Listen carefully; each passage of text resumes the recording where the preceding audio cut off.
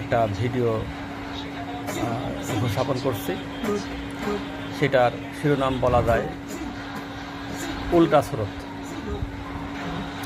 সেটা একটা মারাত্মক কথা আমি আপনাদেরকে শোনাবো, যেটা আমার কথাটা সত্য, কিন্তু আপনি হয়তো সত্য হিসেবে গ্রহণ করবেন না। কথাটা হলো, আপনি কি আপনার সন্তানকে ধ্বংস করতে চান? আবার বলছি, আপনি কি আপনার সন্তানের ক্ষতি করতে চান? আপনি কি আপনার সন্তানকে শত্রু বানাইতে চান?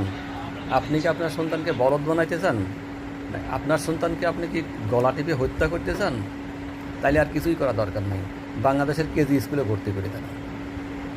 3 বছর বয়সে ভর্তি করে দেন, 4 বছর বয়সে ভর্তি করে দেন, তাইলে আপনার ছেলে বা আপনার সন্তান একেবারে ধ্বংস হয়ে যাবে।